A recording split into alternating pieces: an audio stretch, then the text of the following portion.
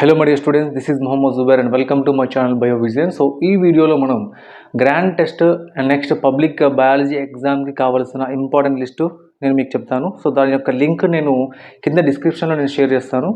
So my dear students, చాలామంది students sir మనం just SCERT వాళ్ళు ఇచ్చిన మెటీరియల్ మనం ఫాలో అయితే మనకు అక్కడ నుంచి 100% మార్క్స్ మనకు వస్తాయా అని అడుగుతూ ఉన్నారు. సో మనకు అక్కడ నుంచి 100% ఆఫ్ క్వశ్చన్స్ మనకు రాకపోవచ్చు.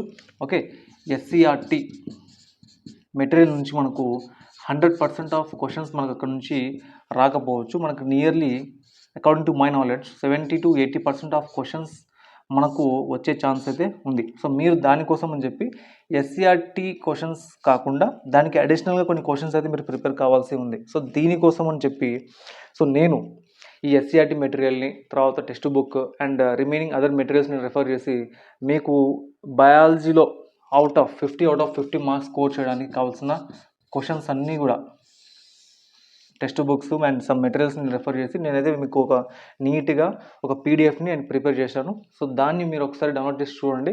సో నేను అంటే first 8 marks, next 4 marks, next 2 marks and 1 marks, ఈ ఆర్డర్ నేనైతే ఆ లిస్ట్ని ప్రిపేర్ చేశాను. సో మీరు కూడా ప్రిపరేషన్ టైంలో ఇలానే ఈ పీడిఎఫ్ ముందర పెట్టుకొని first 8 marks, next 4 marks, 2 marks and 1 marks మీరు ఈ విధంగా ప్లాన్ చేసుకొని మీరైతే కంప్లీట్ చేసుకోండి.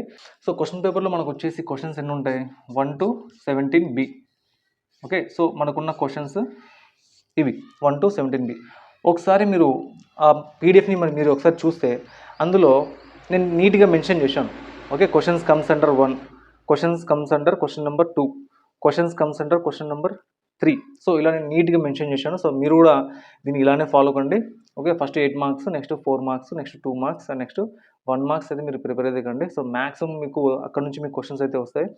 దానికన్నా తర్వాత మీరు ఇంకా అడిషనల్గా ఏమైనా ప్రిపేర్ కావాలి అనుకుంటే సో మీరు ప్రిపేర్ కావచ్చు.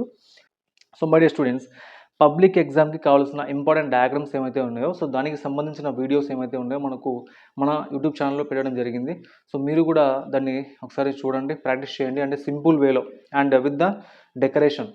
ఓకే, సో పార్ట్స్ ఎలా మెన్షన్ చేయాలి, తర్వాత లేబులింగ్ అండ్ టేబుల్స్ ఎలా వేయాలి, so each and everything we mention there. So దాన్ని ఒకసారి చూడండి అండ్ వేరే వాళ్ళకు కూడా మీరు వేరే వాళ్ళతో మీ ఫ్రెండ్స్తో కూడా షేర్ చేయండి.